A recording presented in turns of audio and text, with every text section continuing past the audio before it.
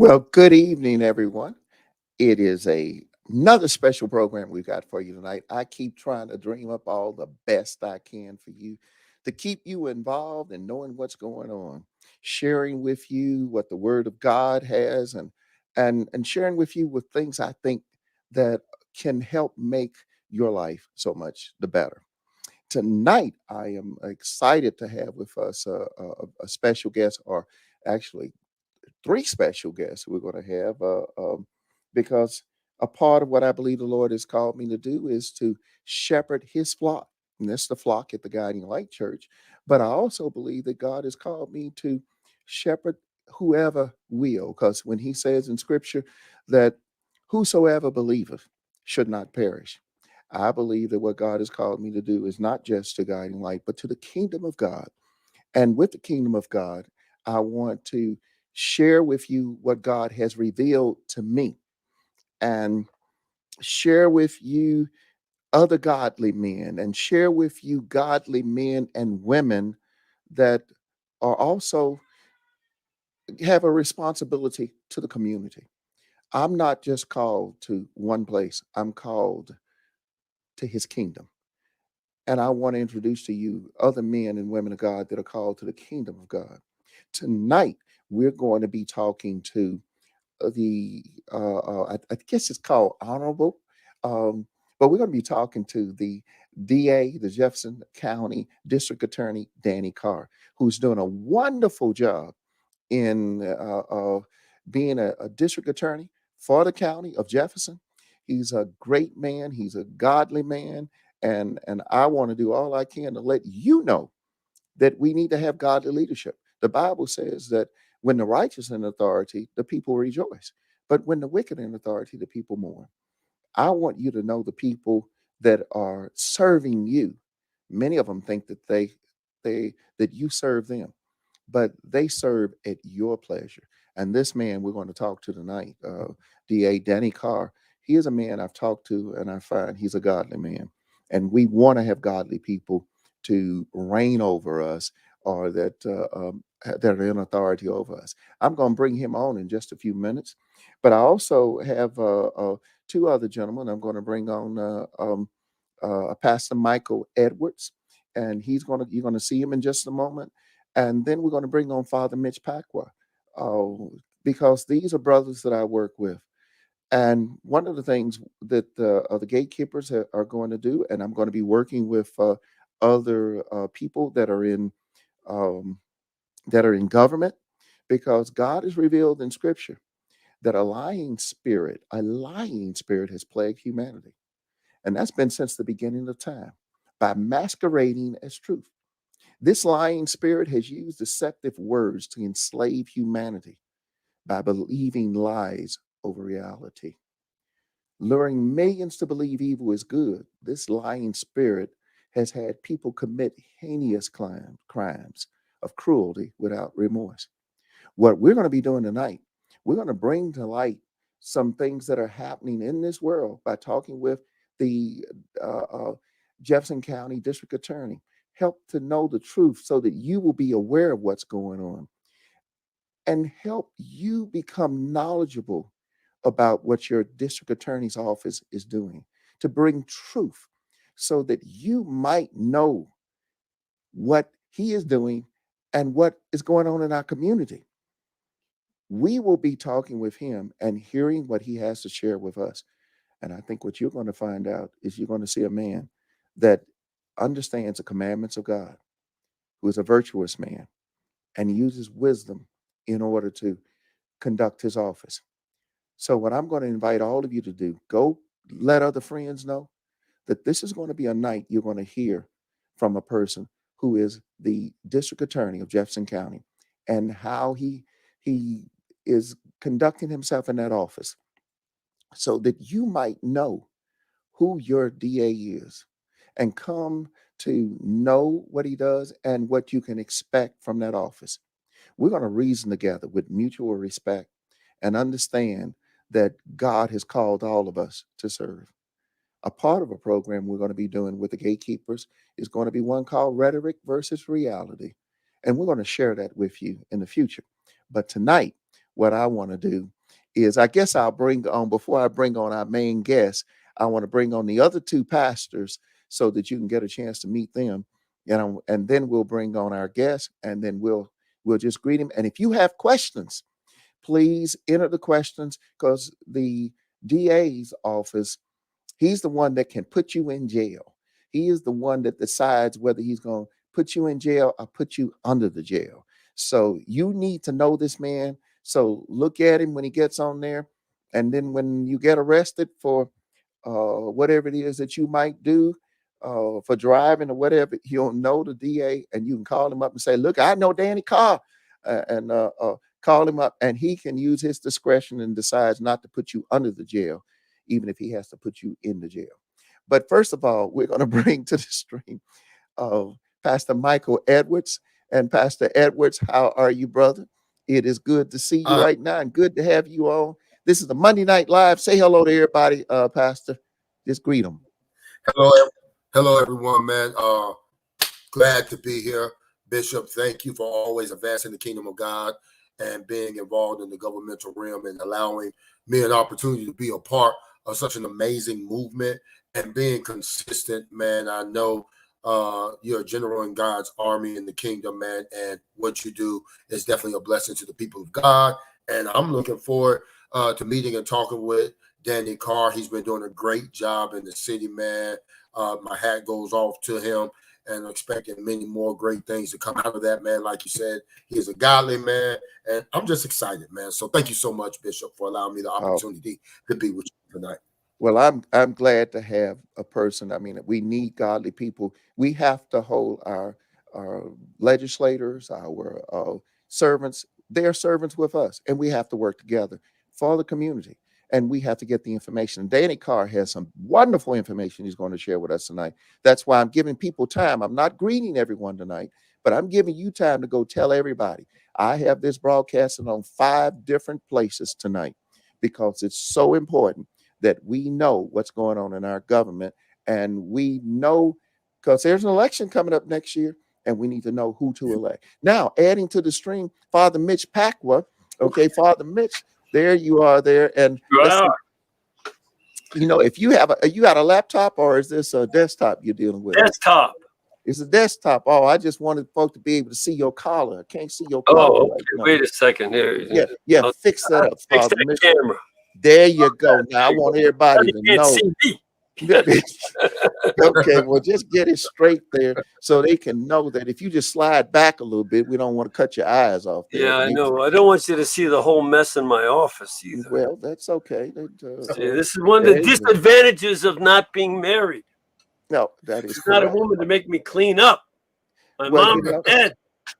Well, that's right, Father Mitch. I guess for everybody needs to know, Father, he is with EWTN radio, and I was telling Brother Danny Carr just a minute ago that you connect with how many people on your television program, Father Mitch? Like our TV shows get to 400 million homes around the world, and we have almost 600 radio stations globally, 350 in the United States, and the rest are throughout the rest of the world, plus our internet access. We have a variety of platforms. You can go to EWTN.com and see all the different ways to connect on Facebook and YouTube and all that. So wait a minute. Did you say 400 million homes to get into? Yes. Okay, well, you make us look like nothing down here, just a little. No, I don't. I just make you look like you're local. And all politics is local. Well, it is. And well, what I'm going to do, I mean, you know, I want everybody to know we got somebody that got an audience that can reach up to 400 million people. And now we're going to bring in Brother Danny Carr, DA Danny Carr. I need to get his official name, District Attorney Danny Carr of Jefferson County, that doesn't have 400 million people in it, but he makes decisions for how many folk? Maybe just a mere 200,000 people, but he's a man here. We're bringing him in, and District Attorney Danny Carr. good to have you with us tonight. You're the man of the night, and we're going to let you talk. And then as we go along, I've got these two good brothers with us. And this is a beginning of a program, like I said, I want to establish that we're going to do to keep the public aware of what's going on. Mr. DA, I've got your presentation ready to roll too. And you just talk to the people and greet them and whatever you want to say. You got the program tonight. Well, let me say again, since protocol has been established already, let me first say, Bishop, again, it's always good to see you, Bishop. I appreciate, obviously, your leadership, your encouragement, and your guidance, and your spiritual guidance as well. So let me say that first and foremost. And again, I'm glad to be back here speaking with you again. I think we did this a month ago. A couple of weeks ago, maybe. It was actually a month ago, bro. A month ago. So I'm glad to be back having a part two. That means I did something right.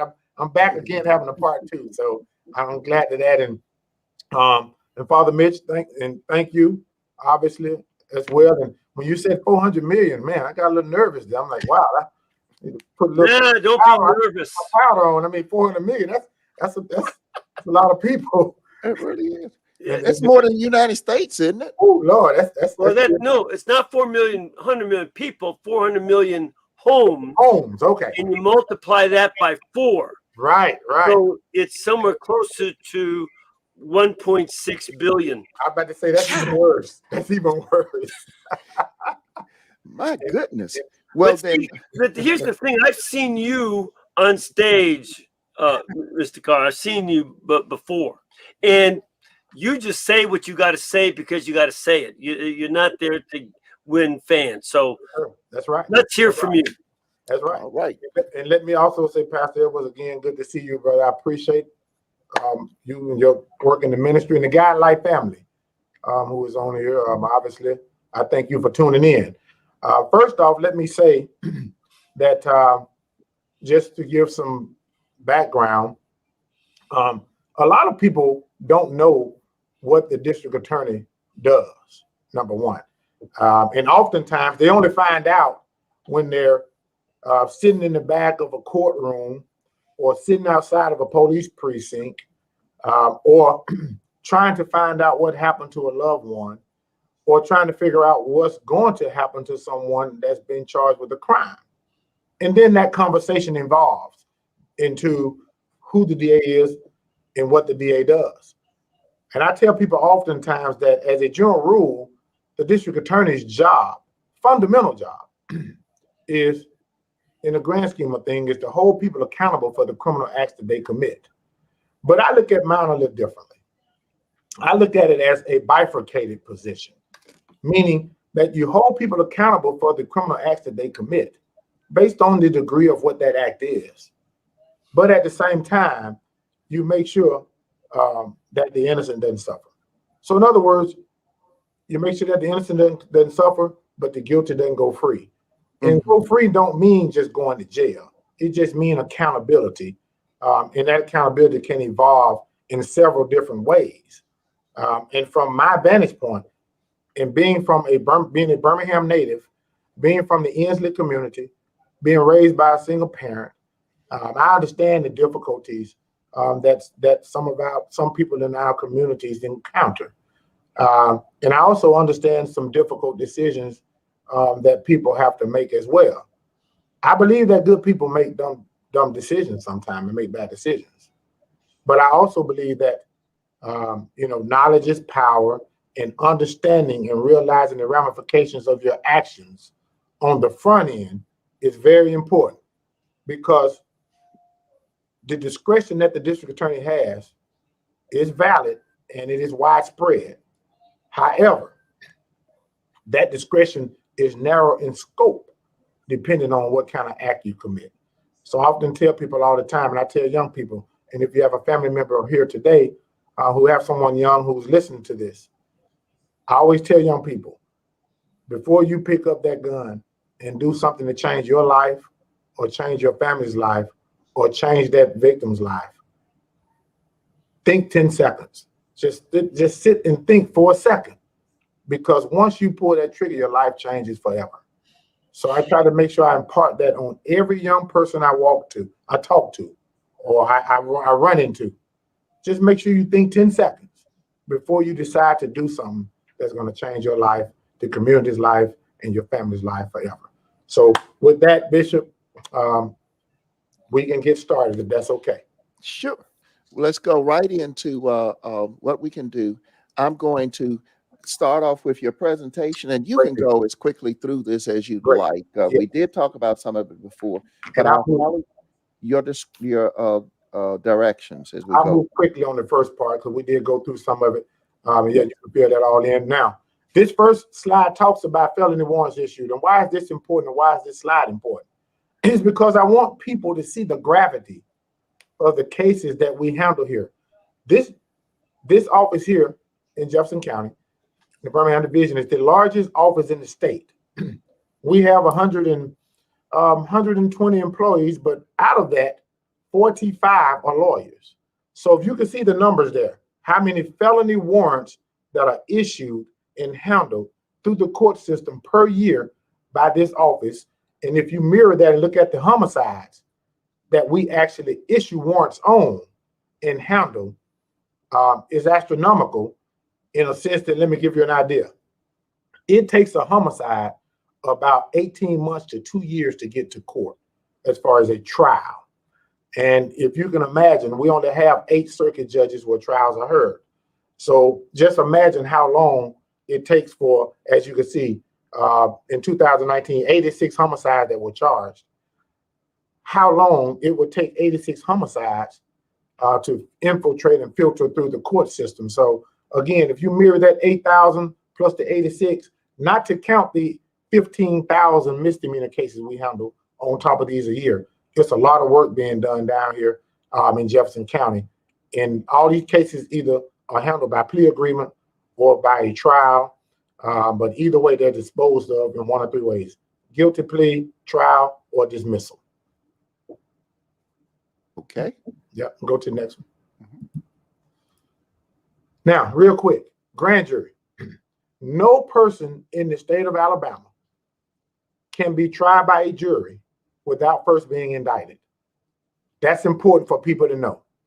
Let me say that again. No person can be tried by a jury in Alabama without first being indicted. What do I mean by that? That means that 18 people in secrecy will hear the facts of your case and decide to render a true bill, meaning we think probable cause exists, or a no bill, meaning we don't think probable cause exists. But it does not have to be unanimous. At least 12 of those people say, yes, we agree with the facts, it should move forward. That's all it takes.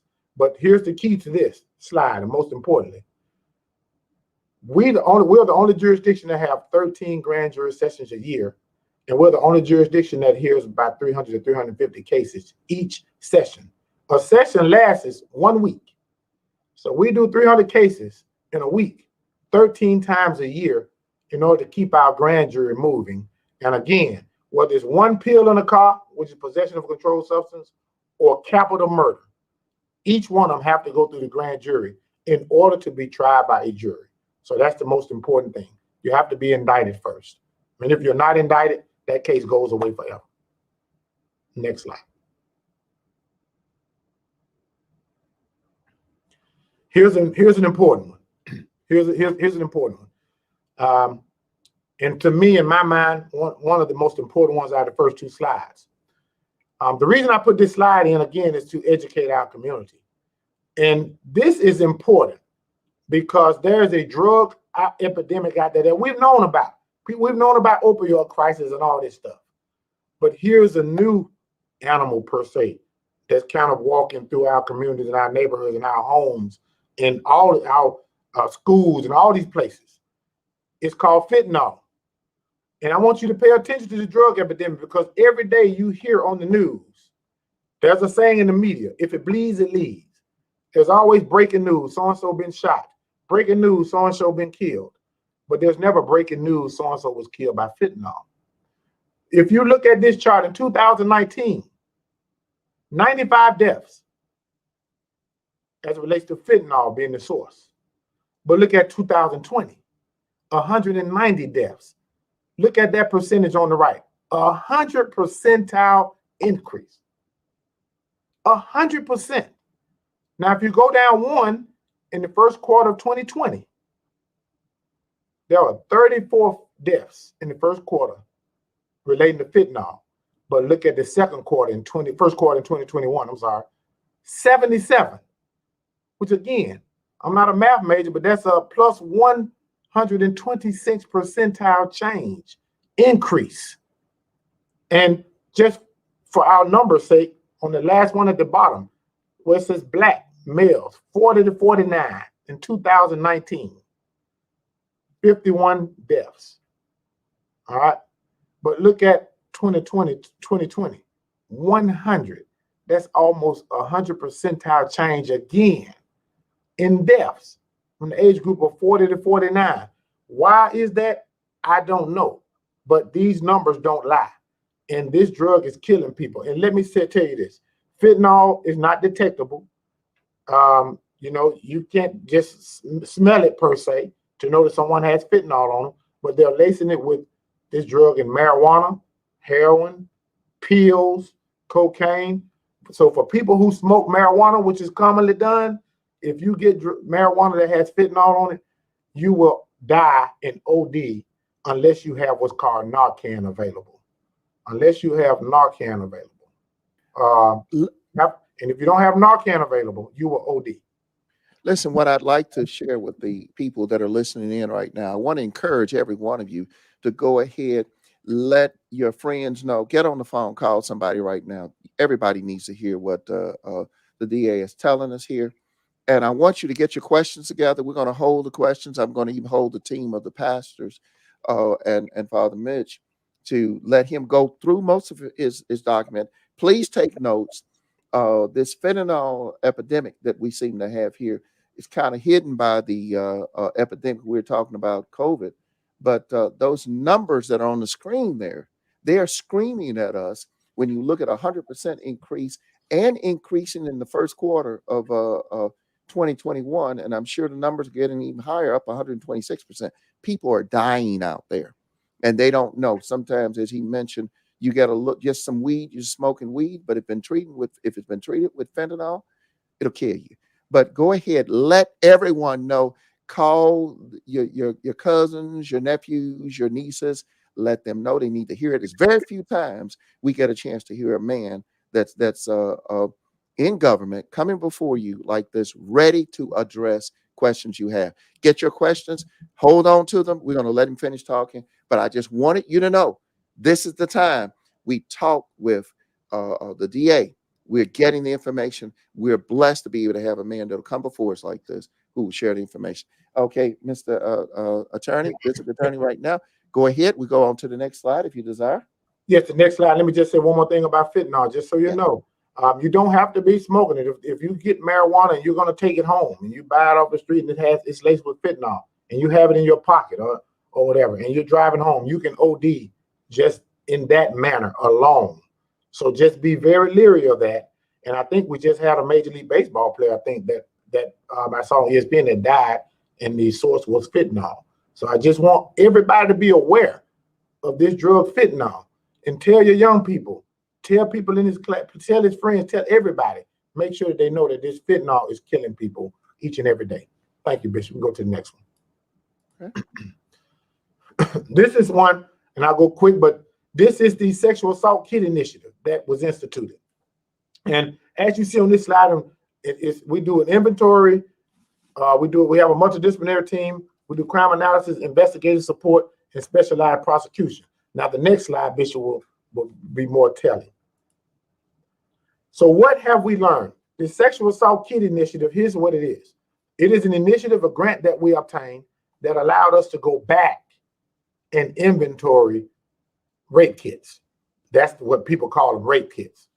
And what we found, if you look on this slide, 4,999 sexual assault kits in storage in 21 evidence rooms throughout Jefferson County, meaning they're stored in Birmingham PD evidence room, Jefferson County Sheriff Department evidence room, Hoover PD evidence room, Mountain Brook evidence room.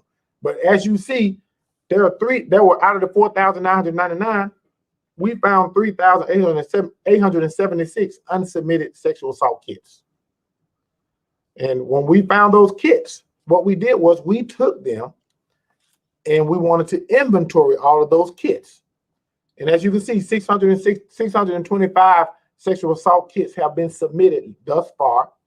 And here's why: because we can only do 25 at a time to the Department of Forensic Sciences because they only have so many people. So we're going to do 25 at a time. But at this point, 625 have been submitted out of 3,876.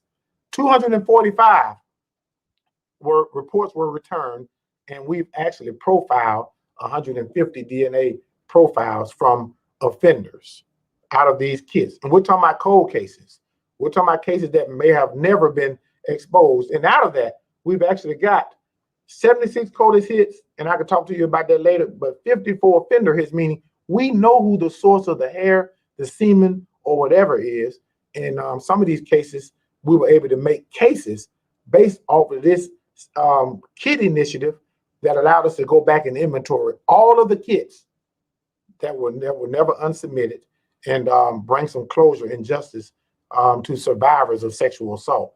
And let me also end with, on this slide with this, is that we actually were able to identify 3 serial rapists here in Jefferson County through our One Place Family Justice Center, which you'll hear about in a minute, as it relates in conjunction with this sexual assault kit initiative. Well, you know, I hate to jump in there, but you said we had 3 serial rapists in Jefferson County? We did, yes, sir. We did, Bishop. Okay.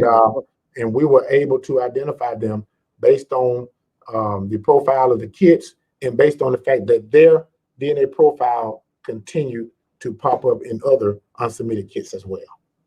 Okay. I said I wouldn't ask questions, but we'll go on. Okay. And I, as previously stated, One Place Family Justice Center. This is our family justice center that serves victims of domestic violence and sexual assaults. Here's what's unique about this place, this location, is that generally what used to happen is a victim of a rape or sexual assault would have to tell the police at the scene. They would have to tell the detective again. They would have to tell their family member. They would have to tell the prosecutor. They would have to tell the court. They have to keep telling it over and over again, re-victimizing themselves and reliving it. So we had one victim who just, I guess, out of sheer desperation said, why can't we just do this in one place? Henceforth, now we have One Place. And this location, we provide everything under one roof. We have a YWCA representative there for protection from abuse orders. We have a dedicated sheriff deputy, a dedicated Birmingham police officer. We have a dedicated district attorney. We have 2 dedicated investigators. Everything that you need. We even have a sexual assault nurse examiner who does the exams, all at this location. All here at this location, which then allows us to streamline the cases, make better cases, make sure we have all the resources in one place to be able to guide this survivor or guide this victim of domestic violence to make sure that they're protected and make sure that they know that they're not alone. And the next slide will show you everything that's under that umbrella. And as you can see, I mean, there's everything there, whether it's long-term housing, critical care housing, court advocacy, forensic exams, counseling, protective from abuse orders, everything that they need. We try to provide it under this one location, which is One Place Metro Alabama Family Justice Center. So if you're watching this, please know that this is a resource that's available free of charge to people who have been victimized by domestic violence and or sexual assaults as well. Go to the next slide, Bishop. Real quick, I'm just going to go through this one. These were issues that were permeating throughout the criminal justice system when I was district attorney pro tem, before I was politely removed. Money bail was an issue because there were wealth-based disparities, meaning people were being held strictly because they were poor, even on nonviolent cases. We had diversion programs, like we'll talk about that real quick in a minute, but mental health court, drug court, things of that nature that were not available to people that were indigent. Meaning that if you had money, you reaped the benefit. If you didn't, you didn't get in. And then civil asset forfeitures, where the police can take your automobile or your house and things of that nature. Here in Alabama, there was no requirement for a conviction. But by law, there isn't no requirement for conviction, but just a policy of mine was that we wanted a paper trail to make sure things were done above board and that we have a conviction relative to that. And the last thing, life without parole on drug cases. I always felt like that was a no-no.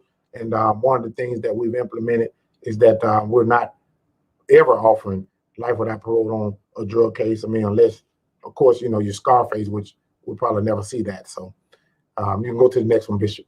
Wait a minute. You tell me we have a law in the state of Alabama that our assets could be confiscated even without being convicted? Yes, through civil asset forfeiture. So they can just take our property if we had some drugs and they take it. Yes. And what you're doing in Jefferson County, you're not taking property unless there's conviction. Unless there's a conviction and that we show that there's a sufficient nexus between illegal activity and the item that was seized. If we can't show that, then we're not taking them. No. Well, then that's not right. I mean, I think that goes against the Constitution. That should be right. Somebody should challenge that. And then life without parole just because of a drug. Just because of the amount of drugs you have on you, and you'll see that later on. We've had people, namely a lady named Geneva Cooley, a guy named Derek Irving, who are both out now, but they were sentenced to life without parole because of drug cases and drug cases only. So, yes. People, we need to wake up. We need to recognize what's going on and the kind of things government is doing.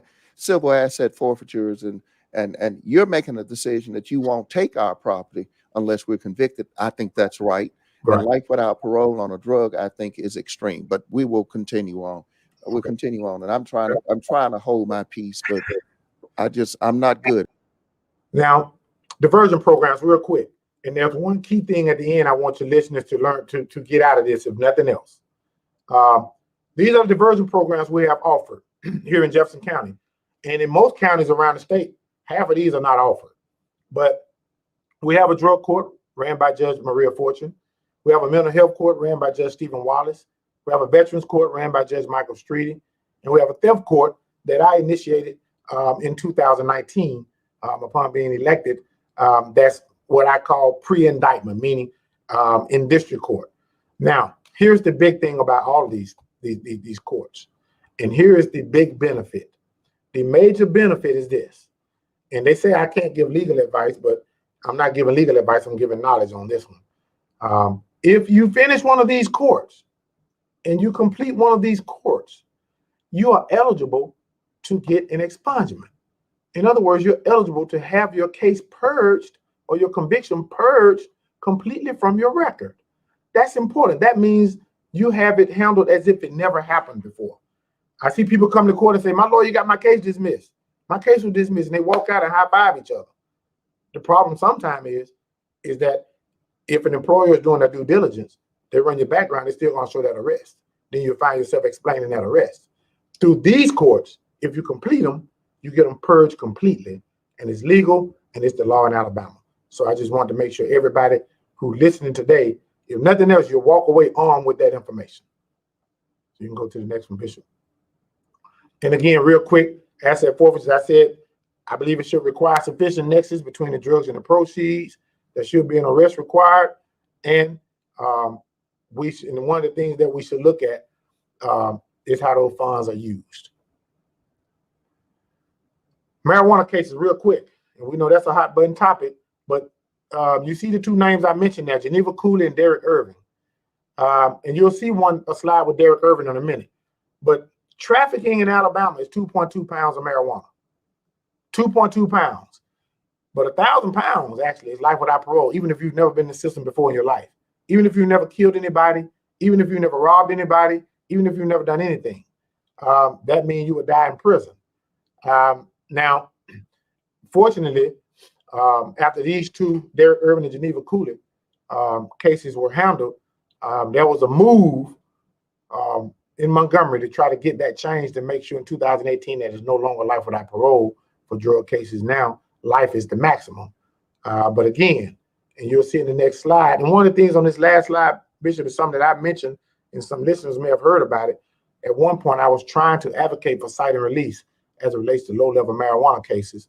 And we can talk about that later, but I thought that was important at the time because, again, people are being arrested for low-level drug cases, cars being towed, they got to hire a lawyer, they got to make a bond, all the stuff that go along with being arrested for low-level drug cases if you've never been in the system before, and oftentimes there's people who can't afford it.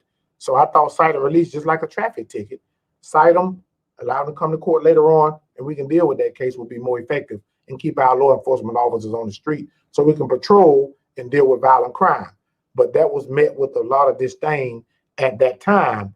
But now, looking back on it, I'm hearing that there's conversations in Montgomery about it. But when I mentioned it 2 years ago, there was a lot of disdain about it. But we'll talk about that later. But again, I thought this slide was important for informational purposes. Now, this is a biggie. We talked about the Sexual Assault Kit Initiative because one of the things that I wanted to prioritize again was domestic violence and assault on women. One of the other things that I thought was important was this Helping Families Initiative. And some of you I know have heard about this, and it's been really, really, really huge for this office and huge for our communities and huge for our school-age kids. This is another thing I want to tackle, which I call the pipeline to prison. And when you drop out of school, unless you have a skill, you're rich, or something, you're going to end up in the car with a gun. You're going to end up on the corner with drugs. You're going to end up doing something that's going to change your life and put you in jail and end up in that pipeline to prison. It's so easy to get in it, but it's so hard to get out of it. So this Helping Families Initiative is just what it says. It helps the family. You can't help the child unless you help the family. How does this work? Real quick, what we're trying to do is prevent court referrals in family court. Typically what happens is a child has 7 unexcused absences. They have to go to family court, and a judge will say, Mama, you better have your child in school. I'm going to put you in jail. Dad, you better have that child in school. I'm going to put you in jail. And child, you better be in school. I'm going to put you in a juvenile detention facility. And they all walk out no better than when they went. So what we decided to do is do something a bit different. So what we do now is 2 unexcused absences. A letter is generated on my letterhead. And when that letter is generated on my letterhead, it goes to the house. And it basically tells them, hey, we know there are 2 unexcused absences. The next one, you got to come see us. But what happens is, to their surprise, is that we have a multidisciplinary team there. We have a community foundation there. We have somebody from a mental health piece there. We have UAB test. We have all these people there that can help figure out what is the root cause of why a child is not going to school. And once we identify that root cause, we do a home assessment and we do a home plan for that child and that family, and we carry out that home plan. And we've had great success. We have people self-referring now to the district attorney's office to this initiative. So they're self-referring, listeners. If you listen, literally, they're calling us saying this program is helpful and we want to be involved in this program. We got people from the community calling the district attorney's office, self-referring. And we're now, and thanks to the Board of Education in Birmingham, we're in all of the schools, Birmingham City schools, and we're also in Tarrant and their feeder pattern as well. But we want to continue to move out in the county at some point. But this program is helping. So you go to the next slide, please, Bishop. Here are some of the things we've done. School uniform, food utility assistance, mentorship, counseling, employment training, provided furniture, parenting classes, all the GED literacy program for the kid and the family, mental health evaluations, all the things that some people may not think that you do from a DA standpoint. I often tell people, I'm kind of unorthodox. You know, it's easy to be the DA and just prosecute people, but where the rubber meets the road is, what are you doing substantively to change the narrative? What are you doing substantively to make sure that you're making a difference and using your position creatively to help people? And these are some of the things. And if you go to the next one, please, Bishop. Here's one that's important. I want you to look at this slide. I took the schools' names off. March 5th, 2019. A K-8 school, look at the first level, 3,098 unexcused absences. 3,098. A K-8 school, y'all, 3,098. And then look at when Helping Families got involved. March 6, 2020, 1 year later, we knocked it down to 2,149. That's 949 days difference in learning and 6,643 hours of more learning time. Look at that. Look at, and go, you can go down the list. This is the effect that we're having on these schools right from the district attorney's office by using our platform creatively, making sure that we're doing other things to help the community as well. Keeping kids in school, trying to make sure that these kids understand the importance of staying in school and staying out the prison pipeline. These are real numbers. So I want you to see that. I want you to see that. You can go to the next one, Bishop. Real quick, this is a conviction review unit that a lot of people ask me about. And this is, we've started the first conviction review unit in the state of Alabama. And the importance of the CRU is to look at cases that may have some wrongful convictions undertone, but at the same time, they have to meet a certain criteria. But at the same time, also look at excessive sentencing. And we've done that on several cases now. And we found some cases that we were successful at looking at as it relates to excessive sentencing, but also looking at some cases that we thought may be questionable. And it's a high burden. It's a high burden. I mean, you don't just look at them and say, oh, this guy got mad, he got convicted, so let's look at, no, it's a high burden to get to that point. But we're talking about actual innocence. And it's a high burden, but we've had some success with this as it relates to this CRU unit. Go to the next one. Here's a guy I talked about, Derek Irving. Derek Irving is a guy that the Birmingham Times did a story on. He came through the CRU unit through our CRU unit. I heard about Derek Irving's case. I actually met Derek Irving when I went to speak at St. Clair Correctional Facility. I was actually their speaker for their Black History Month program. And the warden thought I was crazy for walking into prison and speaking, but he wanted me to come. I showed up, and I heard about this, but Derek Irving got life without parole because of the drug case. He served 12 years. There was a Rule 30, and I'm not gonna get too technical, but the way this happened is there was a Rule 32 that was filed at my urgence. And then through Appleseed, we got involved. Derek Irving was ultimately, because we didn't object to it and we signed off on it, he was released. And now not only, and you'll see it in a minute, not only did he come to what's called a second chance job fair that I did, but he has started 3 businesses and he hired 4 guys who were felons having a hard time getting employment. This is what I'm talking about by looking behind the case, making sure you're making a difference in the community. But this man was sentenced to die, but now not only is he making a difference in our community, he is getting people involved in making sure he changed lives as well and paying it forward. So you go to the next one. Real quick, because I thought this is something that people may not have heard of. This is due process for students. Why is this important, everybody?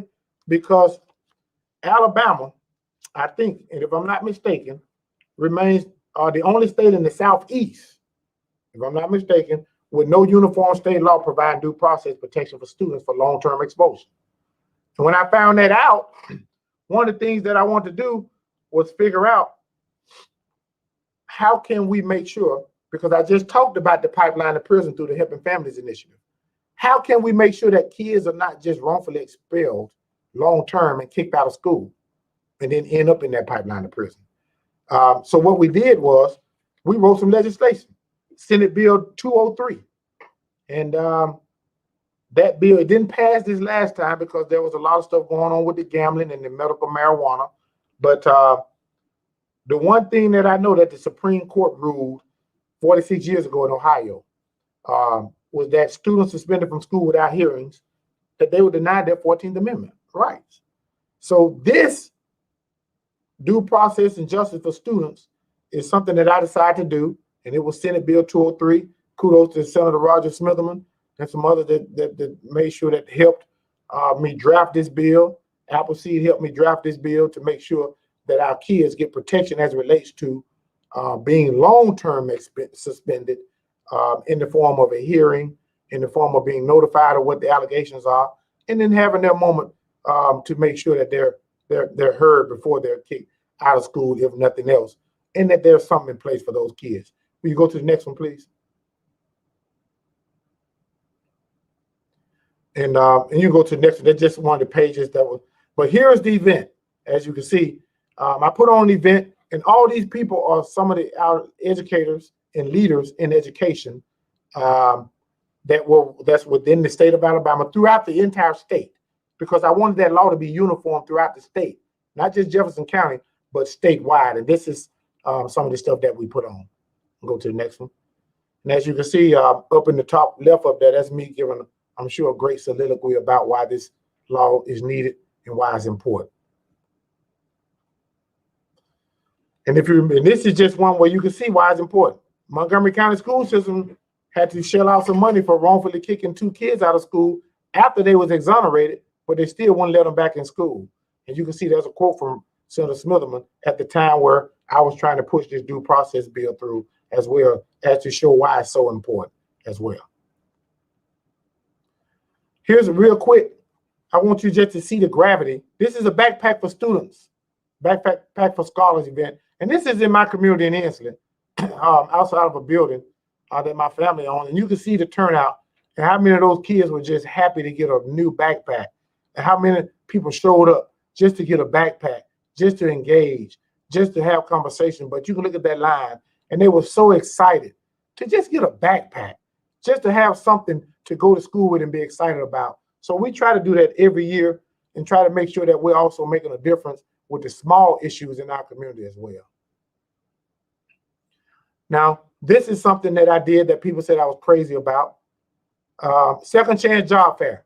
I often tell people, if you want to fight crime, the way you fight crime is you're not going to arrest your way out of it. You're not going to prosecute your way out of it. You have to change the mindset and change the trajectory of people's lives.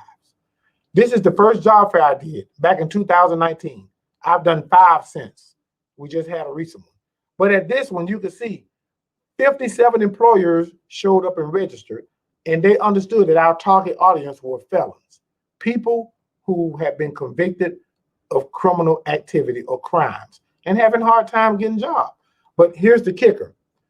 We had 584 people, job seekers, you can see on that sheet, show up. 584 felons and 152 jobs at the bottom were placed that day. 152 livable wage jobs were placed that day. To me, that's meaningful change.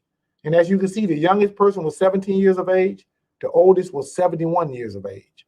But we placed 152 jobs that day. And again, you can go to the next one, please, Bishop.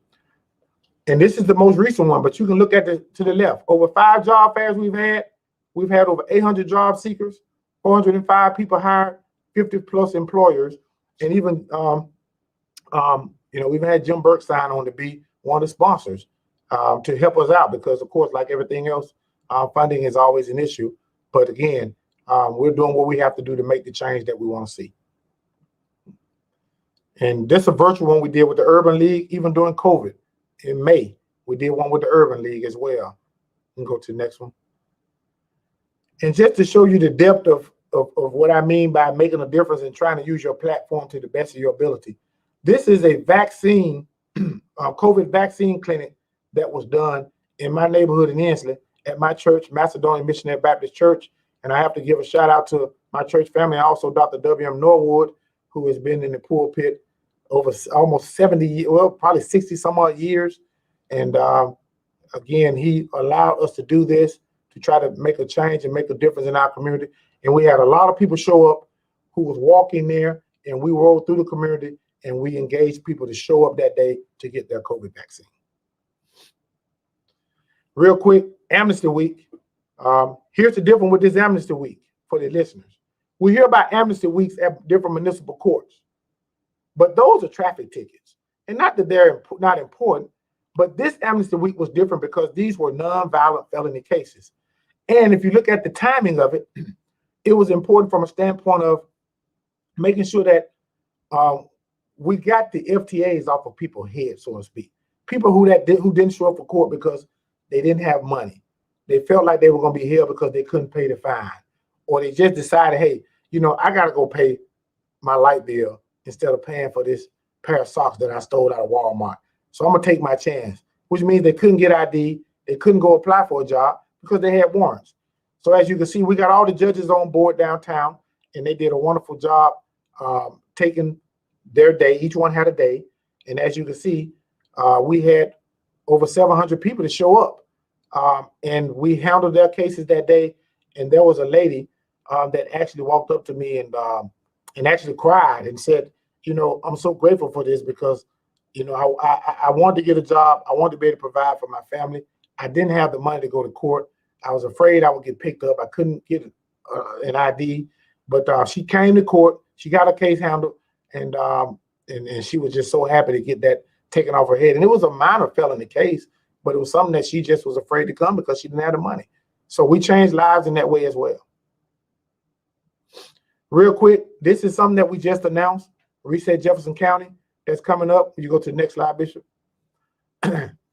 This is the model that happens now. A young person, first-time offender, get caught with 3 pills in his pocket or something. He ends up getting booked in jail. He has to make a bond. A defense attorney gets involved. He ends up going to one of the diversion courts that we talked about. The problem is that oftentimes, if he doesn't finish, it ends up in a felony conviction, and or there are fines and things that are associated with it as well. So it becomes kind of a money thing more than anything else.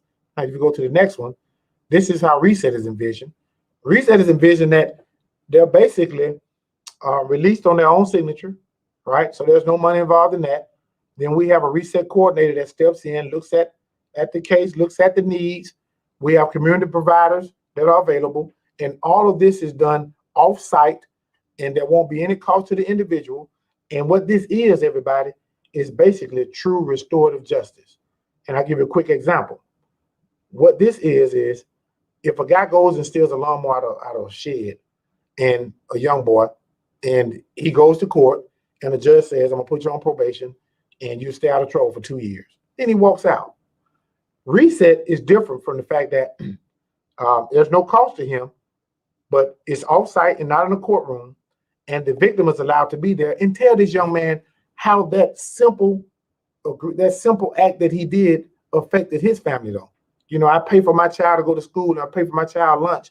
I provide for my child and keep the utilities on through cutting grass and doing things with that lawnmower that you stole. So son, if I can help you in any way, I'd be willing to do that, but you got to help yourself as well. In other words, they have that one-on-one moment, but we also will have resource providers in there to find out what this family need and what this young man need to try to keep him out of the system.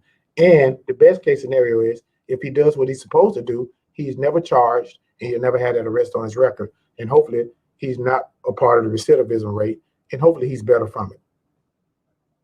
I'd like to do for a minute here. I know you've got a few more slides you're going to go through, but I want to give an opportunity. If there's at a certain point that I can bring the pastors on and Father Mitch on and address some of the questions that might come from the audience. When you feel there's an appropriate time for us to pause, let us know. And I don't know if there's some other major points you want to get to. There's only about 3 more slides I really want to speak on. So okay, those that you want to speak on is what we want to do. So we're going to bring. Okay, you go to the next one, Bishop. And all right, and again, this is just how Project Reset case flow, but it's just what I just talked about, so we don't have to belabor that one again. And again, you can see who it benefits. In this Project Reset will only benefit class ages 17 through 24. And it's Class D's, low-level felony offenses. We're talking about possession of controlled substance, theft, 3rd degree, forgery, 3rd, receiving stolen property, small things. But we looked at how many people and who was being arrested for those crimes, and you can look at those numbers right there. But again, ages 17 to 24 is the target audience. Go to the next one. And one more. All right, real quick. Why do we need Project Reset? Here's why. Ronald McKeithen. Some of you may have saw the story on him. Ronald McKeithen did 37 years in prison. He did 37 years in prison because at age 18 and 19, he had small Class D felony convictions. And then he robbed a store in 1983 with a baseball, with a stick in his hand, I'm sorry. And that was considered robbery in the 1st degree. He got sentenced to life without parole because of those minor offenses. And he spent 37 years in. and this is one of the guys' cases that I got involved in. He has since been released. That's a picture of him being released. And not only has he been released, now he's an artist, a barber, a poet, a mentor, and he is doing everything in our community right, and making sure that no other young person ever gets in this situation again. But again, he did 37 years for going in a store with a stick in his hand because of those prior class D felonies at age 18 and 19. And again, these are things that the public and people need to know about and how we're making a difference, even directly and indirectly.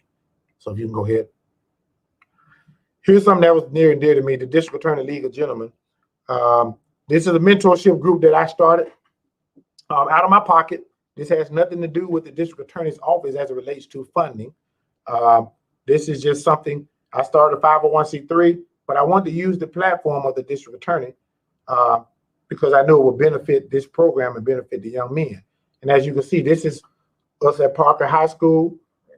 Actually, this is one of the cohorts my cousin Melody Brown put on.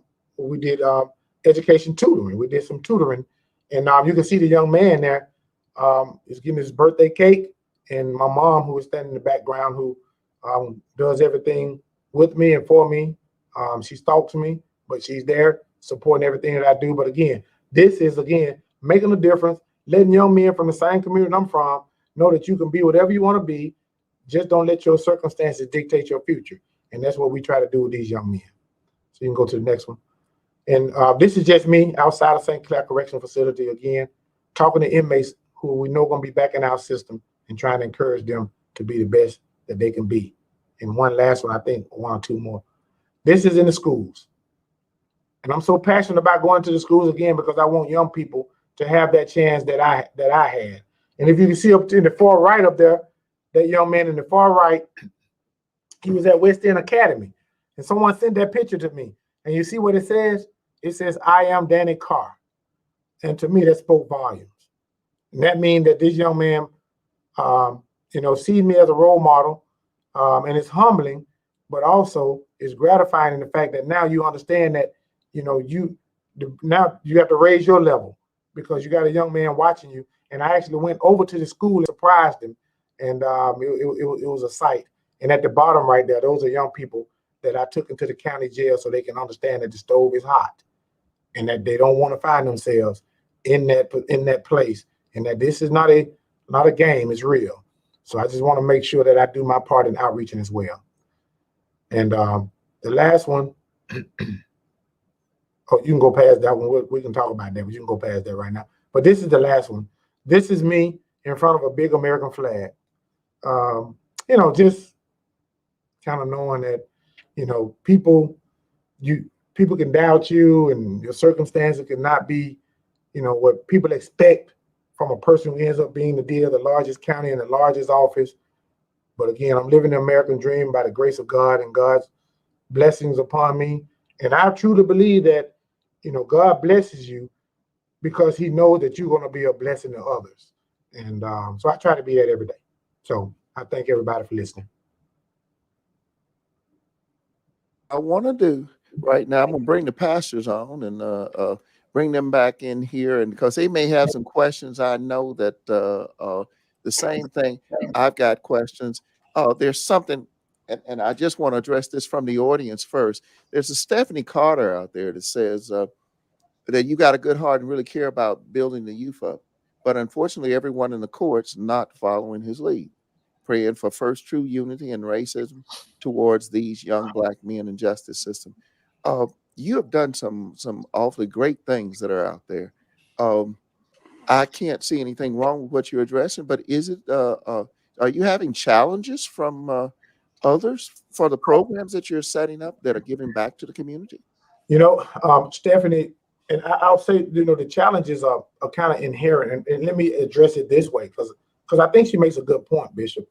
The one thing people have to realize that there's almost 38 or so, I think, elected DAs in the state of Alabama, right?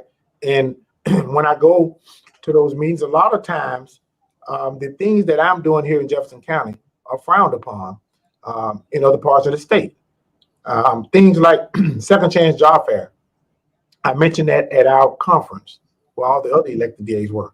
And they thought I was crazy. They looked at me and kind of laughed like, are you crazy? I mean, that's not your lane. You're the district attorney. They don't understand that, you're still a servant and you still, it's, to me, the easy part is to come here and prosecute people every day. And we understand that we're going to do that.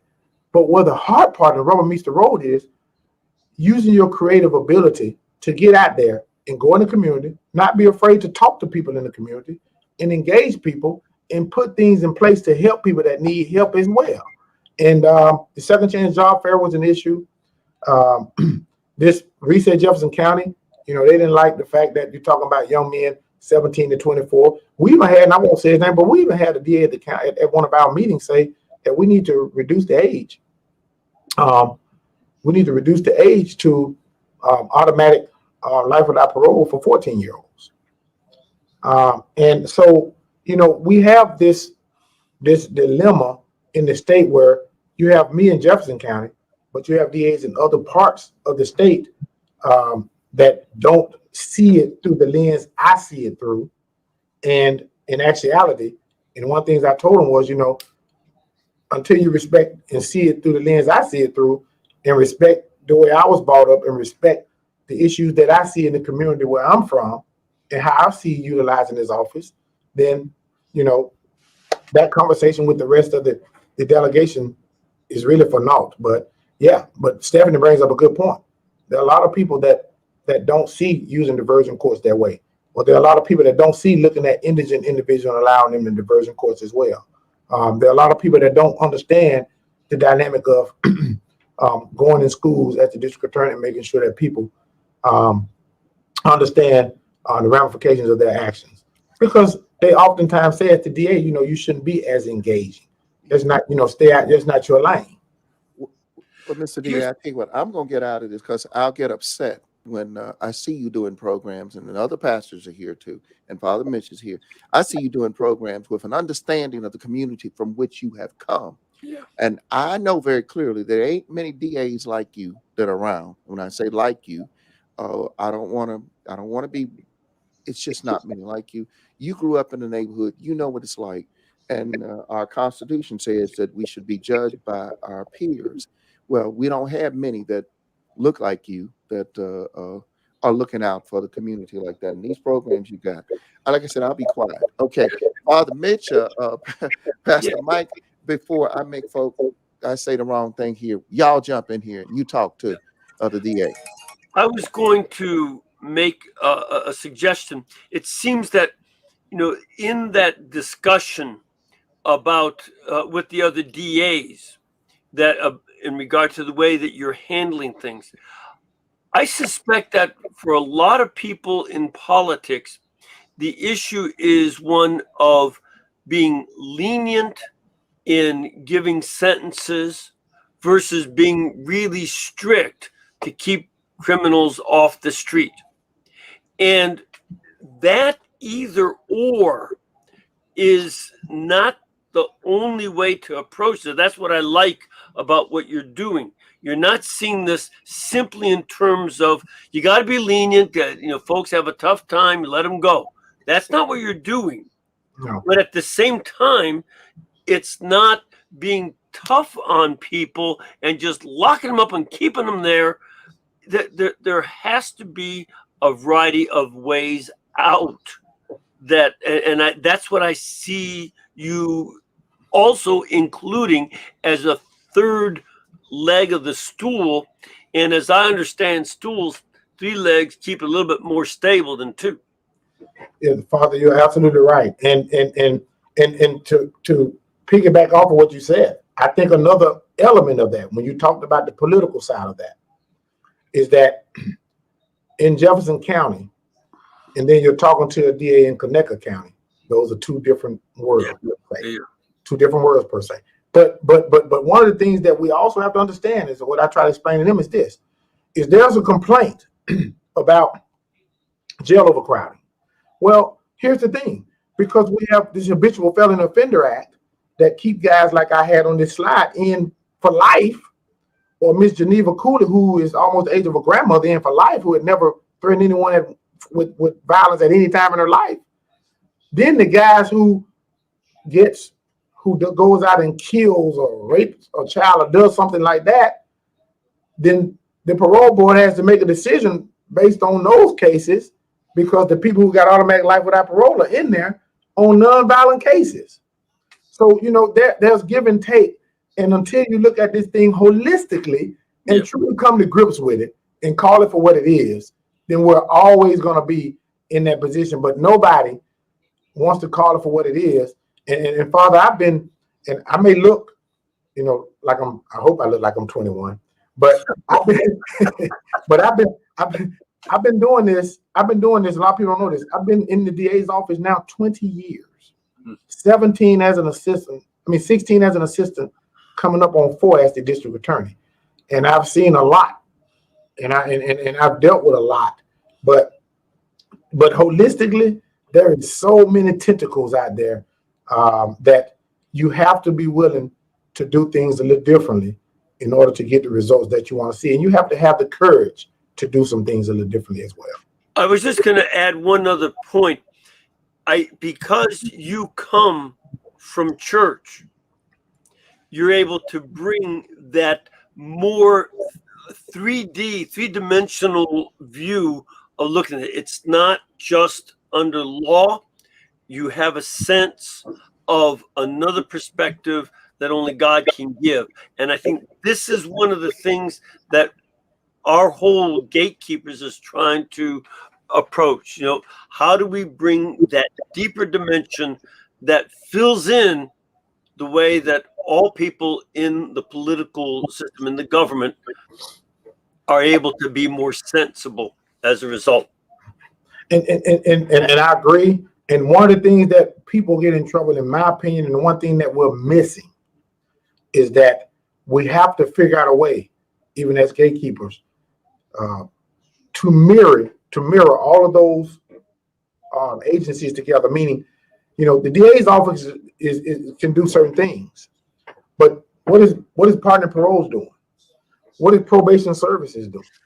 What is the legislature doing? What are the judges doing? How the police, are they community policing? I mean, so all of these agencies have to kind of stand locked and figure out and be willing to come to the table and set egos aside and do what's best for the community and make sure. And until we do that, because oftentimes people want credit for something.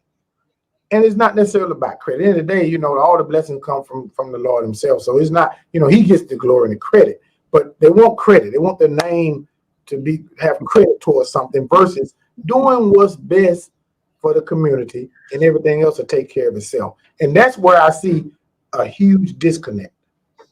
Yep, exactly.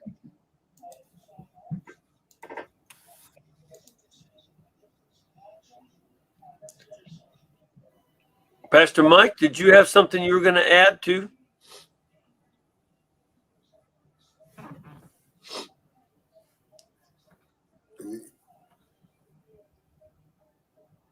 Okay, Pastor Mike, are you there? Are you hearing us right now? I'm not sure if he's hearing us, guys. Yeah, I think not. Because I know that he had a question about why in the past were so few of the SAC kits, for sexual assault issues. Why were those kits, so few of those kits submitted in the past? What happened to let that slide? That's a great question. Pastor. Here's what we surmised is that some of those kits, the survivor, I call them survivors, the survivor decided they didn't want to go forward. Or some of those, at the time, some of those kits, for whatever reason, there's no real good reason for it. But also some of it too was just bad policing and bad follow-up.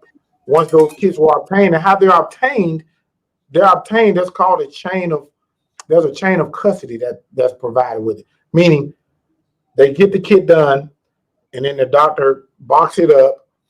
I mean, the examiner box it up. They send it to Department of Forensic Sciences. Department of Forensic Sciences do their job And then once they do their job, they send it back to the police department. And then 2 years later, the case is tried.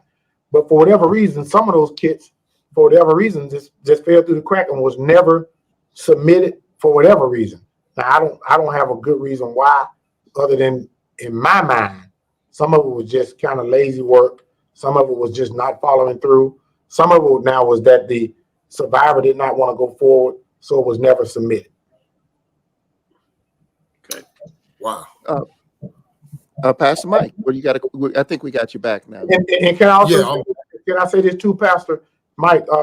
Also, one thing about survivors of, especially things like rape and sexual assault, oftentimes the most important thing about the slide dealing with one place was that by the time a case goes to court, it's 2.5 years, 3 years later, and that survivor has been out there.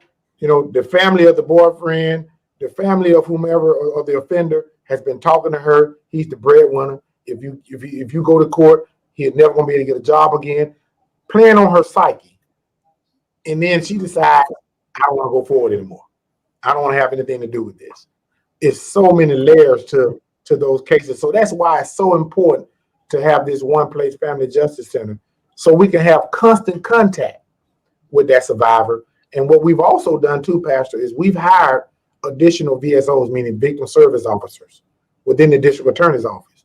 So we can continue to have that contact, because historically, when I was an assistant DA and I had a rape case, I may have 10. And so I got other cases going on too. And it's hard for me to have that continued contact because I'm getting ready for other cases. So we got victim service officers now that can streamline, continue that contact, call, check in. The one place people can call and check in, so that survivor knows that they're not alone and that we're there to hold their hand all the way to the end. Yeah. Gotcha. Man, first of all, Danny Carr, let me just give a kudos to you, man, because all the initiatives that you're doing is definitely different than many DAs are doing, man. And I know it takes a lot of courage to be out the box and creative within this within the position that you're in. And also, you said something about 20 years of being an attorney, and I know all the things you may have seen, and not only seeing them on the surface, but seeing things behind the scene. And I want to say, man, you could tell that you're genuine. Your heart has not been hardened, and you continue to push forth. But I want to ask, man, just another question, man. I love what you're doing with the children and things of that nature.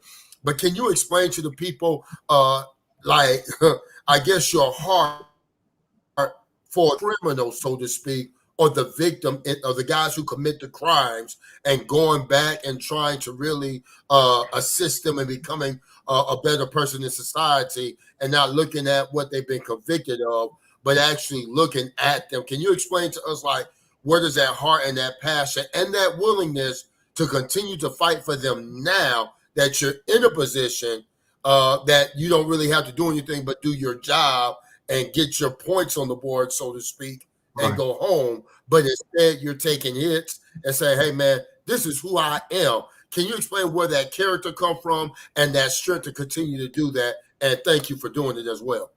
That's a great question, Pastor. And I will tell you, a lot of people may not know this. My little brother was murdered, and I live with it every day, and it never goes away. And it is difficult. It's very difficult. The one thing that I tell people, though, in the one thing that I don't get involved in overturn is our homicide cases. But other cases, and guys who have had past indiscretions, guys who come back to society, I truly believe that, but by the grace of God, I could have been one of those guys. A lot of my friends are in St. Clair Correctional Facility, guys who I grew up with, guys who I walked back and forth to school with, guys who I played basketball at McAlpine Recreation Center with. All those guys are guys who I knew. I called them friends. I mean, guys who I actually hung out with. So, from where I'm from, I look at things through a different lens, and I understand that good people make dumb decisions. But I also understand that there are some people that deserve that second opportunity to get it right. And I truly believe that in this position, I have the opportunity to hold people accountable, yet also allow some people to get it right. And we don't get involved in the get right phase unless we truly know that this person is going to get out and do it the right way. And we've been fortunate that all of those individuals have gotten out. They paid their debts to society, but they've gotten out and gotten it right. And I hear so many people who was paroled, and it has nothing to do with us, but they come by and they say, "Hey, I'm having a hard time getting a job, man. I just want to be, a productive member of society." And when I started hearing so much of that, Pastor Edwards, I decided, God put on my heart to do a second chance job fair. And the key to it was second chance. That's what people are missing. Second chance means people who've been in the system, people who've been affected by the criminal justice system, not just a job fair like employers have saying, come one, come all. Let's just give. These are people who need a second chance, need a leg up, need an opportunity, and who truly want to change their lives. And I'll give you a quick story. I had a guy, and I'm not going to call his name, but I went to St. Clair Correctional Facility. And it's right before I did the second chance job fair, Pastor. And I walked in. I didn't know what I was going to say. And I walked into St. Clair, and we walked in this big gymnasium. And it was nighttime. And they had a band in there. And the band was playing. And then when I walked in, a guy went to the mic and introduced me. And when I went up there, I prayed before I went. I said, "Lord, what do you want me to say?" And when it was revealed, I was saying to myself, "Lord, you sure you want me to say that?" But when I got up, here's what I said in a nutshell. I said, "I think you're all are cowards." And I said, "I'm not calling you cowards because you're not tough. I think you're all are cowards because you're taking the easy route. You rather come here, get 3 hots in a cot, keep coming back, sitting on the edge of your bed every day, sitting next to each other, talking about what you used to be, instead of coming out of prison, being an OG, because they look at you as an OG, and getting some of these guns out these young boys' hands and making sure that they don't make the mistake you made." I said, that's where courage comes from. And I think you're a coward because you don't want to come out and help me help our community. And that was in a nutshell what I said. And I challenge each one. If you come out, come see me if your heart is right. And 3 guys came out, one of which came to see me. And he came to see me. And not only did he come to see me, he came to my second chance job fair and he bought his paycheck. And he had his niece and his girlfriend with him and said, and he cried. And he said, "Man," he said, "I came to show you my first paycheck." He said, "Man, you changed my life and I'm going to pay it forward." And I remember sitting in the prison. He said, "When you left that prison, every guy in there took inventory that night and said, you know what? He's right. He's right." And they took inventory. And he said, "Man, they talked about you for a whole week to come in there and say that." And he said, "We had to look in the mirror at ourselves." And things like that is just, and it's different. It's different. But again, at the end of the day, I just truly believe that, you can't live a perfect day without doing something for somebody who will never be able to repay you. But you were very firm. When you told them they were cowards, I cringed off. I did too, Bishop. But I said, But I did too, Bishop. But I think that's what people need to hear. They need to know the truth, and sometimes the truth hurts. But you got those guys coming back in there, and they go to job fairs that they can go in there and help keep other folk off the street. My heart goes out to you. Come on, let's get some more questions. And let me say this. And let me say this. Ronald McKeithen, the guy that y'all saw on the slide, Ronald McKeithen is the manager, one of the managers at the service department at Jim Burke Brewery downtown right now, 3rd Avenue North. You can go by there and ask for Ronald McKeithen. You'll see him with his uniform on. He is the guy that did 37 years. This guy, he is there right now. And he got that second chance. Yep. Because you say he was supposed to be in life without parole. He was supposed to die in prison. He did 37 years. And this is a program that you set up, you established, and you got this guy out of prison. Is that it? This guy is okay. I joined in getting him out of prison through my conviction review unit, through a CRU. Yes. Yeah, so your program now was that program. I have to ask that because I know the other brothers are there too, but you didn't. That's not a part of what the state required you to do to No. set up these programs like you got like this. Is that correct? None of those are required by the state. None. Okay. Now listen, and this is what I'm trying to get people to do. And I've had people that sometimes get upset with me because I'm involved with guys like you. You need to be encouraged. You've got to be encouraged because you've set up things here with a different understanding that others have because they just throw them in jail, lock up the key, but throw away the key. You're one that's a godly man, and there you are, and there are people out there that are going to come up behind you and they're going to beat you when an election comes around because they can talk better than you or they can do something else. But you're doing what the people need for them, and people need to hear this. That's the reason I'm doing programs like this, and I'll do programs with other community leaders because the public needs to know who's there for them. And I thank you for it. So I speak my little part on that right now. I give the other pastors and Father Mitch opportunity to ask you other questions because I do it's a passion that I have. I'm going to step out just so that y'all can do y'all talking. I have one other question based on a news report. Well, it was a feature story by Trey Gowdy, used to be a U.S. Congressman from South Carolina, and he presented a problem that abductions of people of color do not get into the media, and without the media attention, they don't get the legal attention the way that a lot of abductions of white people get. We see this case of this poor young lady that was killed in Wyoming while she was out camping with her boyfriend. And that's been all over the news.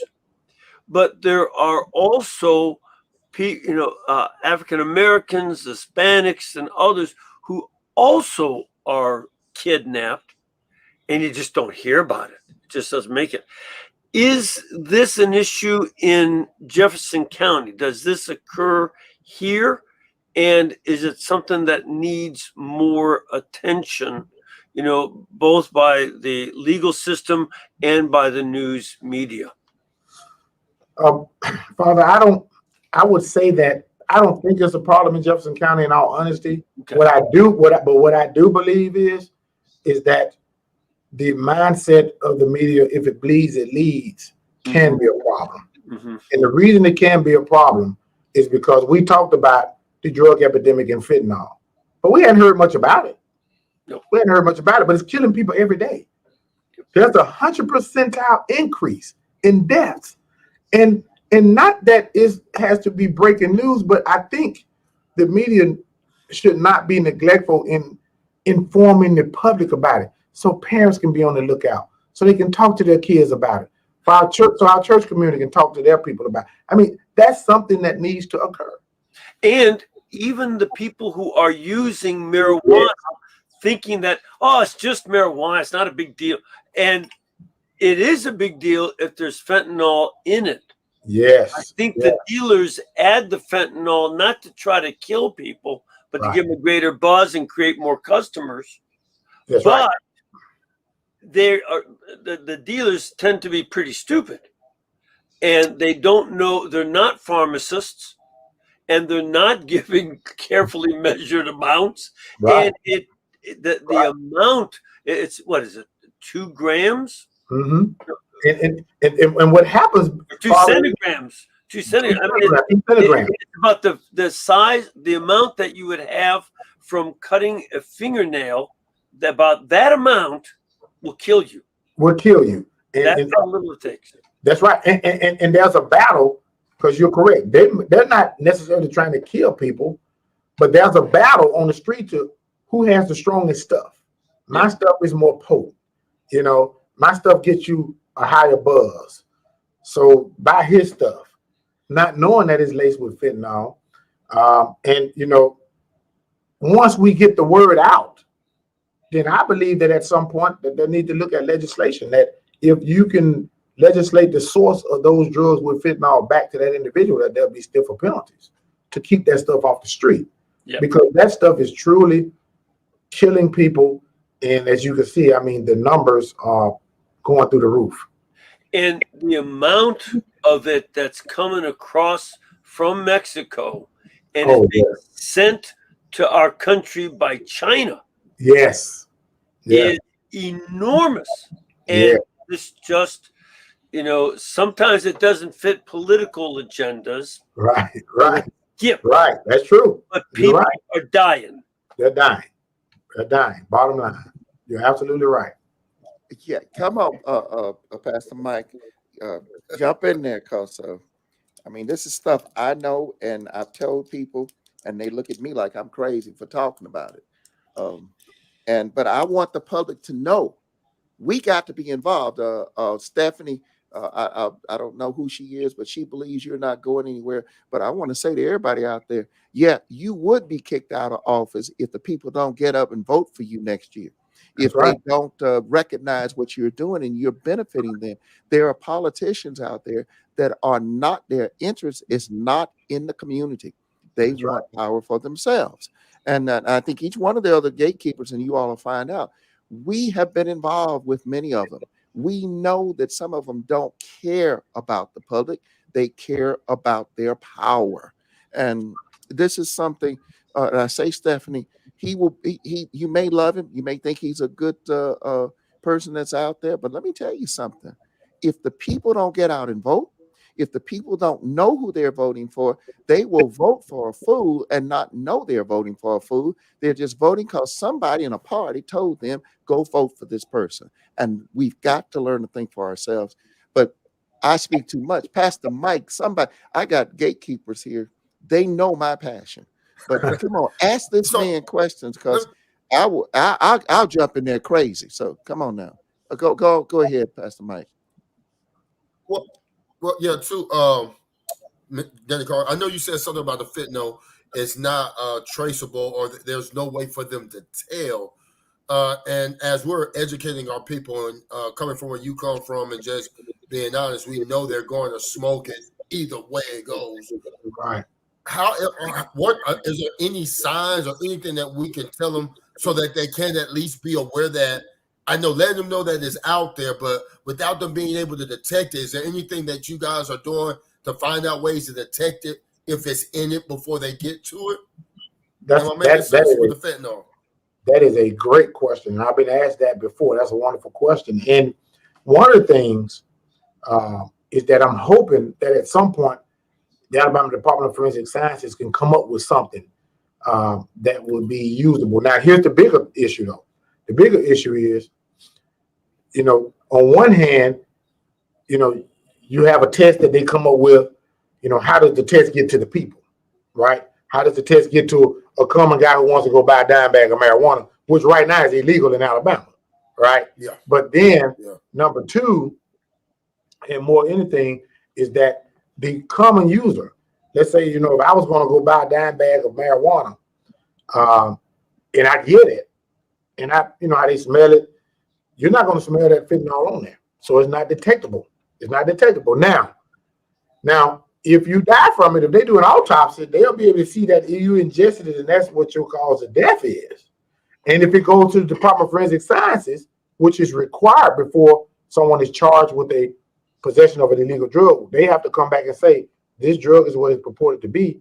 They will put on there green leafy substance, marijuana, they'll put how much, and then they'll say also fentanyl present as well.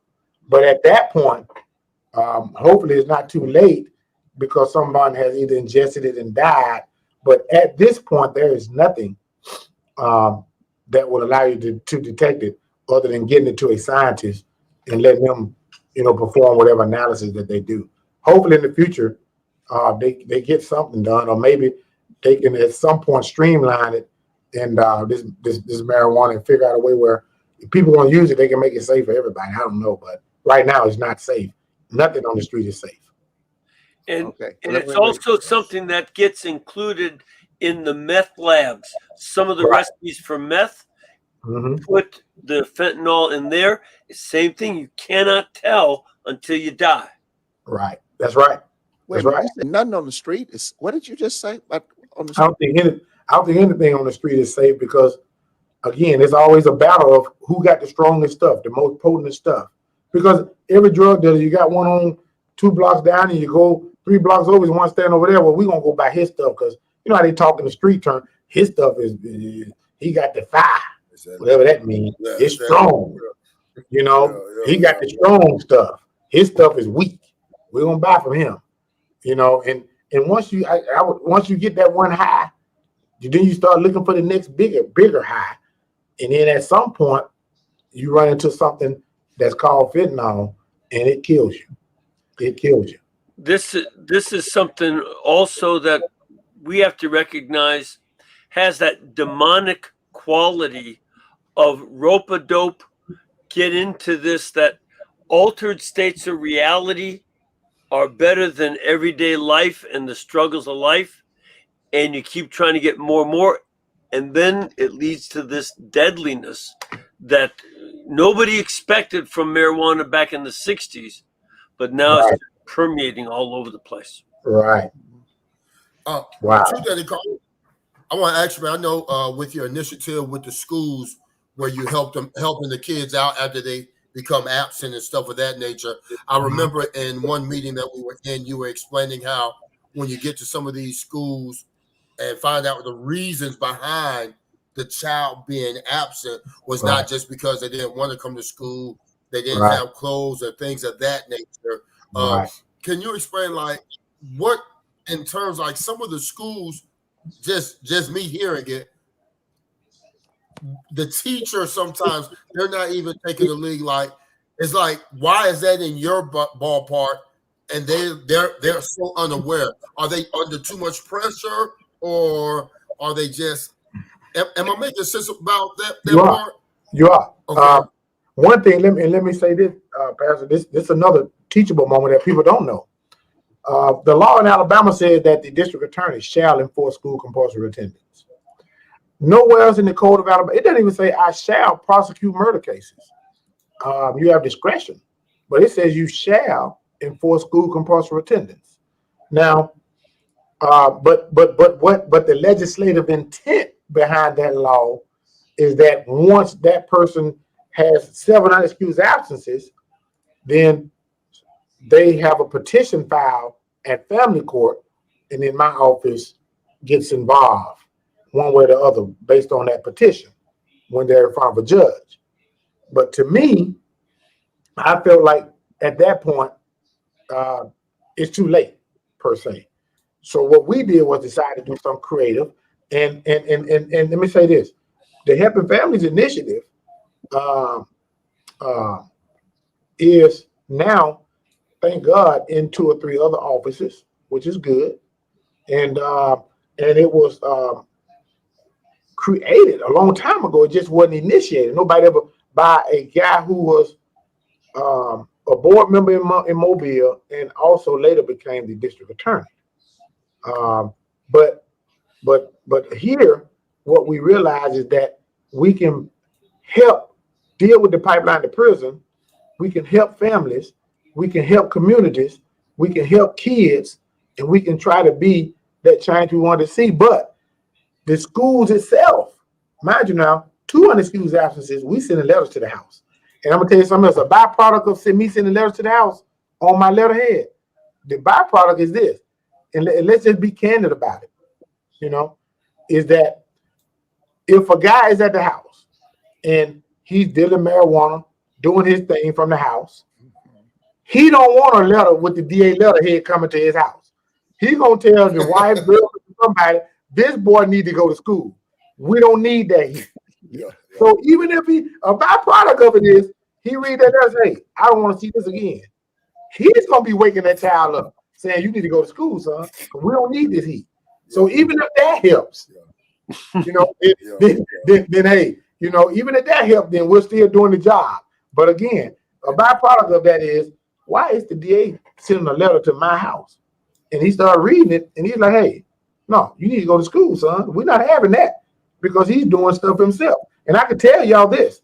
I talked to a group of boys because I want to just address a couple of things right quick, if I can. One thing for the people who have young men that are in school, and I get asked this all the time. Please know, the age of consent is 16. Anything below 16, it is statutory rape. I just have to say that because I get asked that all the time. Meaning, 2 kids can be in high school, and that young boy can be charged with statutory rape. A young lady who is 16, is below 16, 15 or below, cannot consent to sex, period, no matter what. And there is no discretion. So I want people to understand that because oftentimes families will come and say, my son, they're both in school, she's 13 and he's 16 or, whatever. And they don't realize that is statutory rape, which means now he has to register as a sex offender. They have to do all this stuff that you have to do as a young man. So I tell people, just kind of be aware of that stuff and make sure you educate your kids on things of that nature.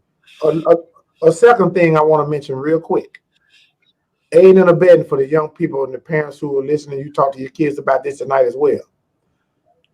If your child is in the car and he knows that his buddy is about to go make a lick, about to go rob a store, and he go in there and rob that store and kill the store and run back out and they drive off, guess who else going to be charged with capital murder?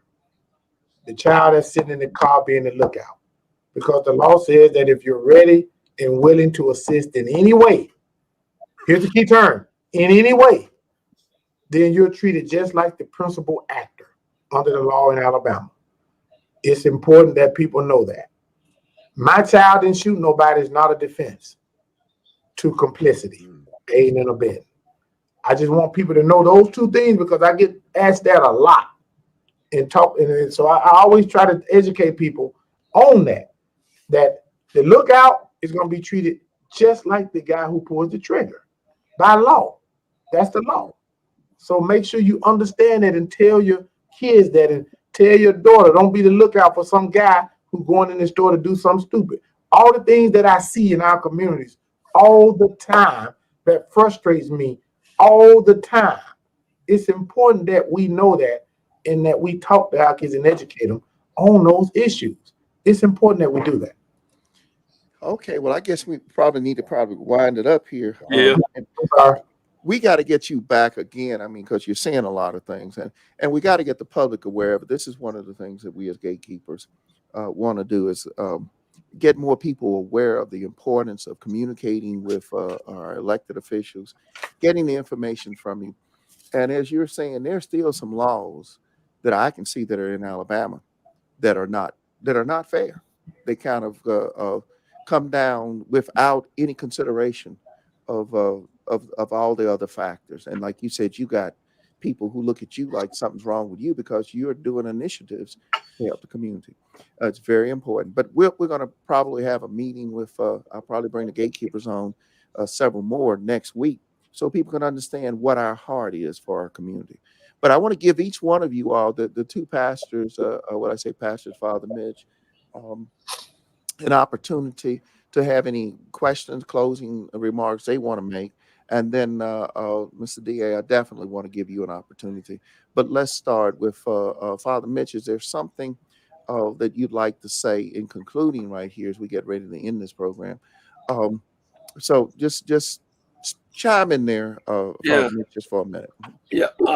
District Attorney Carr, I have seen you before, at Bishop Lowe's church, Guiding Light Church, and the consistent message I hear from you on a wide variety of topics is that you want our community to be safe for everybody.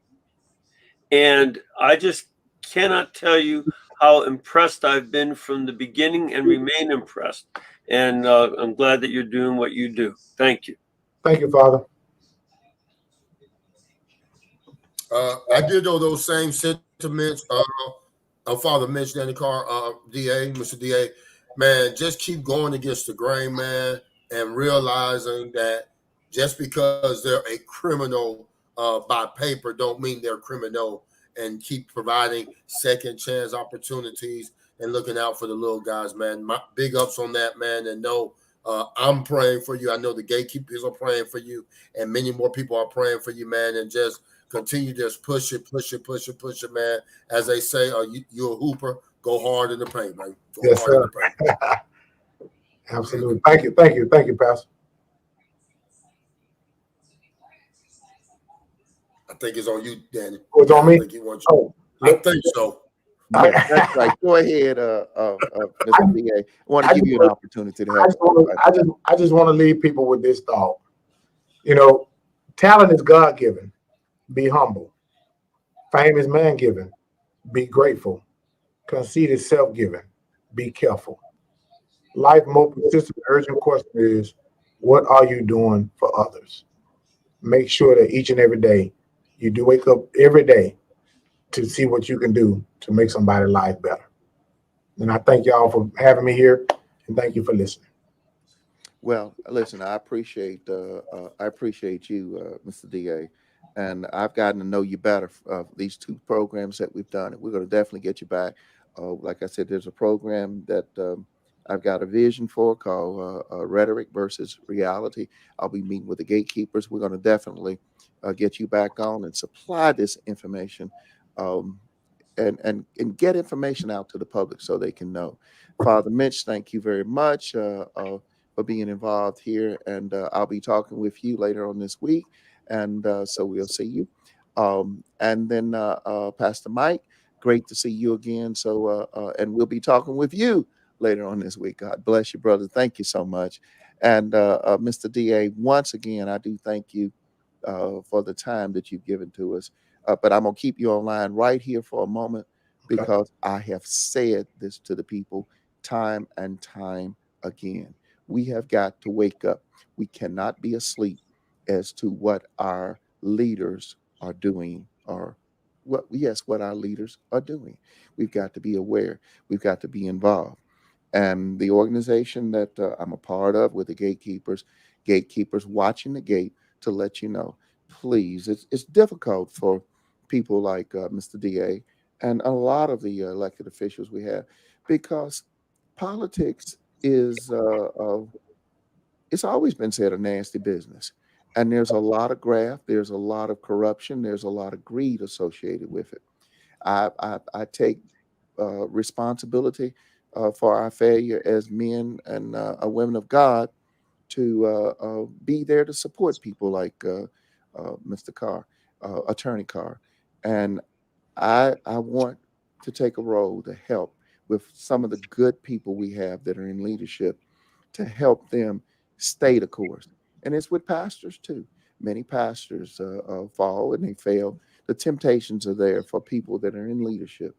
But we need you, the public, the general public, to be there to provide support and to know what's going on and hold us accountable. And we have to hold our political people accountable.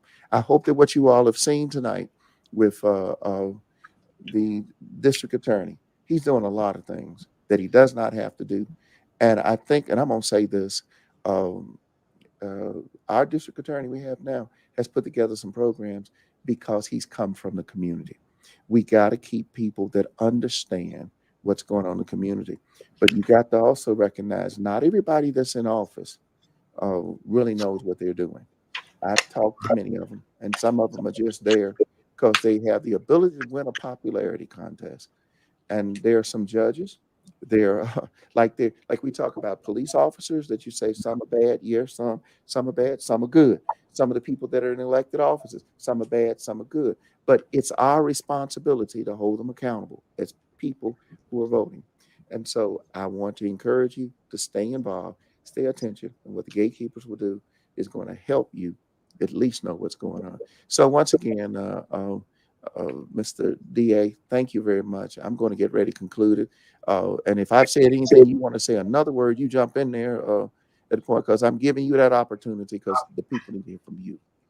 And no, I just want to tell all the people in the comment section, thank you for the kind words. And again, and I'm here And if there is anything that I can do better or need to work on or think about, please let the bishop know, and he'll let me know. Trust me, he'll let me know.